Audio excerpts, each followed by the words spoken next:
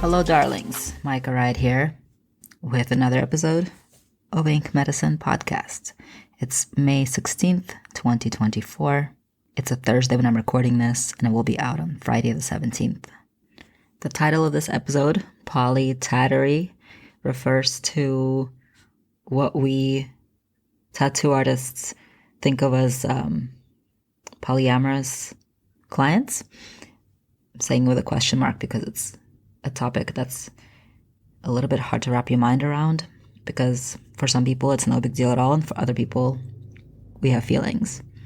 And I've also been asked by clients before how I would feel if somebody who's been tattooed by me for years would then start going to somebody else all of a sudden. And I've also had clients be weird and shady about going to somebody else because they felt awkward about it. And sometimes they would go to somebody else and then come back to me because the piece they got from somebody else wasn't really great. So they wanted me to fix it because they trusted me. And so all of those things are things I'd like to discuss in today's episode.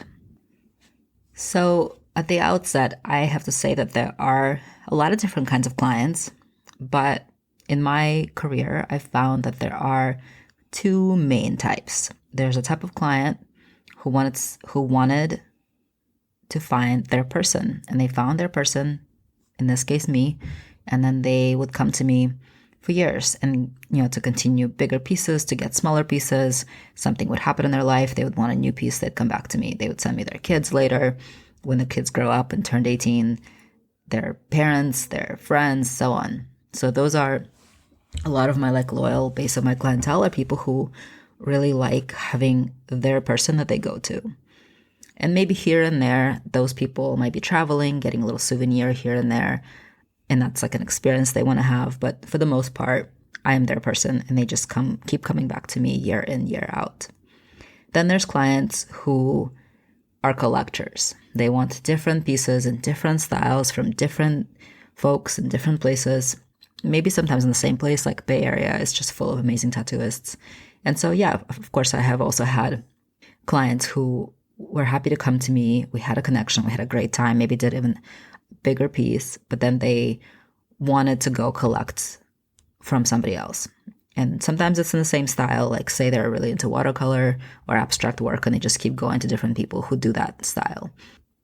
And sometimes it would be like different things just because people were interested in different styles from different famous tattoo artists. So when that is known at the outset that the person is a collector, that feels completely fine to me personally, that they are going to keep going and collect different pieces from different people. Like it's something that we know in advance, and it's something that doesn't bug me. The thing that I would say probably feels a little bit more sensitive to me is when people came to me for a bigger piece and then went to somebody else that they didn't research very well, and they got a piece that isn't great. And then they want to come back to me to have it fixed. And I'm really happy to help out somebody that I already know and really already care about. Like I'm totally down to fix a piece that they aren't happy with, because I want people that I care about, and also people in general out there, to have work that they are happy to look at, that doesn't make them feel weird or sad when they look at it. I'm in general happy to do that, but there's a part of my ego that gets activated because I work in so many different styles that even if they went to somebody else for like a more traditional style of work, like I could do that shit too. So why didn't you just come to me in the first place since you already trust me? And I get it, like people want different experiences. I mean, I myself have a collection from different people. I love the people I've gone to, but for various reasons, some having to do with me and some having to do with them, like their location or their style, I'm not coming back to them for more. But I do tend to seek out like specialists in their fields. Right now, I'm really interested in ornamental black work, and that is what I'm going after. Like I'm seeking out people who do ornamental black work and wanting to get tattooed by them specifically. So to be honest, I'm not saying it's great that I have feelings about this. Like my job is to do tattoos. And my job is to do them for people well and to care for the people who are coming to me to get tattoos, to care for them as whole human beings. And those whole human beings will wander off. Like, it will happen. I'm actually kind of amazed when people don't. And it's not great that I have feelings about this, but I do. Like, I kind of, how to put it, I feel when I have a relationship with somebody and I've been tattooing them for a while and I know a lot about their history and who they are and what moves them, there is a part of me that feels like they're under my care. Like, I have these big wings and I have all these people under these wings, part of my circle, part of my care. I extend my care to them energetically from then on. And when they go to somebody else, a part of that feels broken.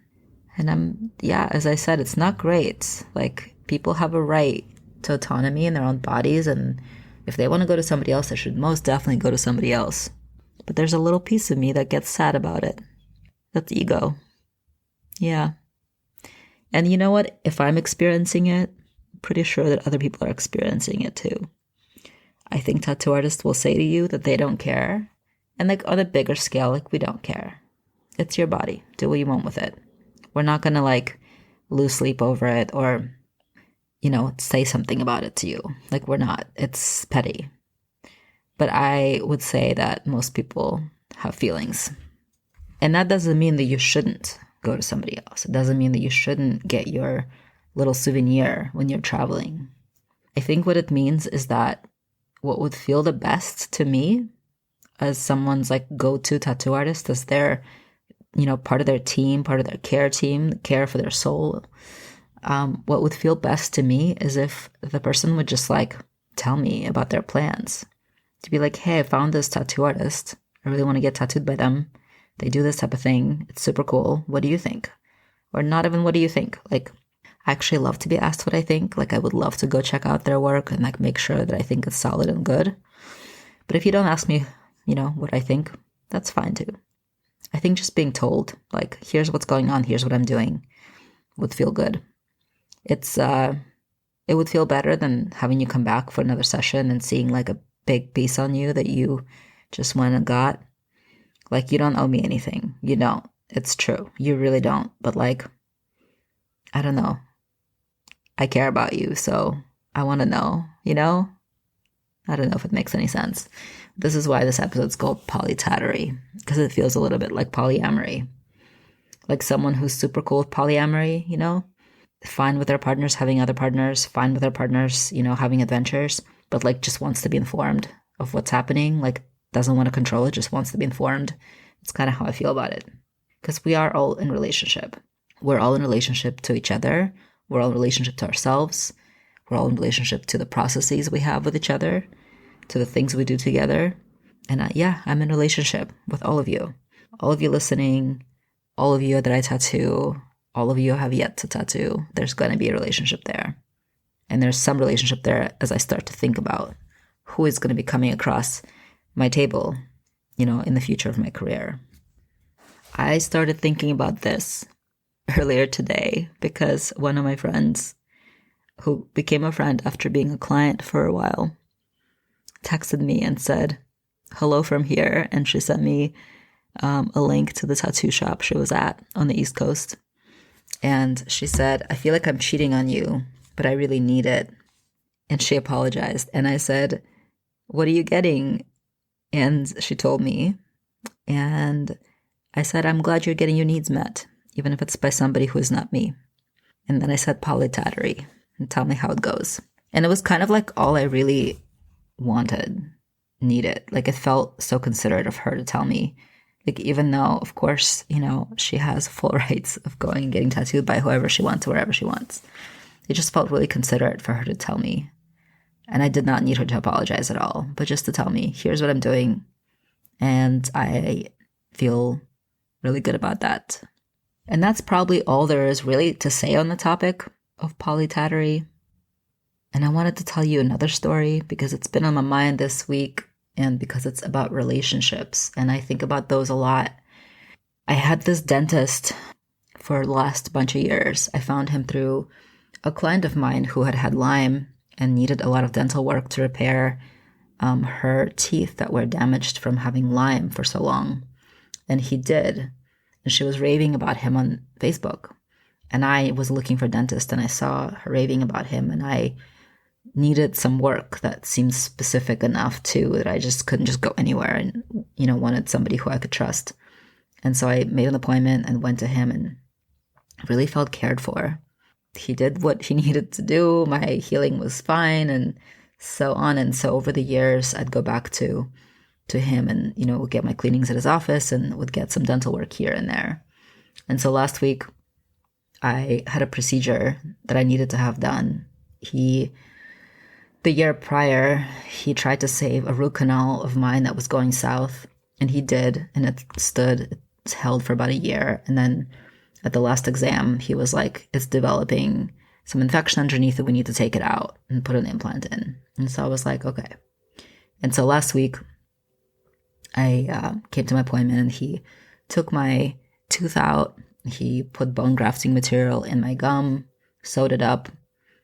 And over the course of a bunch of days after the procedure, I just wasn't feeling really good. It was really inflamed. I had a lot of pain. And I was like, is something wrong? Like, do I need more attention to this? So I called his office over the weekend, and the assistant told me that he had had a medical emergency. He wasn't available. And she gave me the number of somebody else. And so I talked to this other person, and the other person gave me more antibiotics. And then a couple days later, I called the office again, and I was like, is he going to be back anytime soon? Like, what's going on? Is he okay? And what the assistant told me was that she wasn't comfortable talking about it at the moment. And that was weird. And my lovely apprentice, my grandchild, Sailor, was sitting across the room. And Sailor was like, yeah, I get the feeling that maybe he is not okay. Maybe he's gone. And I was like, shush it. You are making this up, like drama, like hello drama. But that was weird what the assistant said.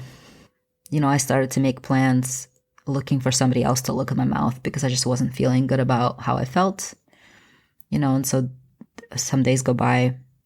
Actually, I was leaving an exam in downtown San Francisco. I was on my way back to BART when I got a call from my dentist's office, and his assistant told me that he indeed did pass away some days ago. He had a massive heart attack and he passed away. And even though I was sort of prepared for this news because I already was thinking about it since that was what Sailor said happened, I was still shocked. And I started bawling. I just started crying. And I sat down in Union Square and I just cried and cried and cried. So hard. I really had no idea that it would affect me this way. We didn't have a interpersonal relationship, right? He was my dentist. But he was a really caring human. He seemed, at the outset, like you'd think he was kind of like a basic old white dude, but like, he actually wasn't that old. But he was quirky and weird. He was a Mormon, which I don't have a lot of interactions with Mormons. Not that that means anything, but there's sort of a mysticism around Mormonism. And he did really good work, and I really trusted him, and I felt good in his care. And I realized that I don't have a lot of cis men that I trust to care for me. And he was one that I did trust to care for me. I felt safe with him. And I felt like he always told me what he was doing, and he respected me as a human. He saw me as a whole human. He never commented on like my piercings or my tattoos. He just treated me like a whole person. I'm crying like now about it. It's a loss. I didn't expect to feel this way about it, but it's true. And yeah, I sat there for a while, and I called my client who I found out about him from originally. And I told her, and she had this very similar reaction to me. And a little bit later, she texted me and she said, there's going to be a funeral next week and I'm going to go. And I said, I would also like to go. Let's go together. So we're going to go together. We're going to a Mormon church for his funeral. I've never been to a Mormon church, or Church of Latter-day Saints is preferred by that community. And I am happy that we're going to go to the church and attend the service. I would like to honor him. I'd like to be there. So that's story time for this week. That's the episode, and that's the story time for this week. I so appreciate you listening. It's such an honor to be making something that other people think is interesting enough to spend their time listening to. I appreciate you so much, and I hope you're about to have a very good weekend.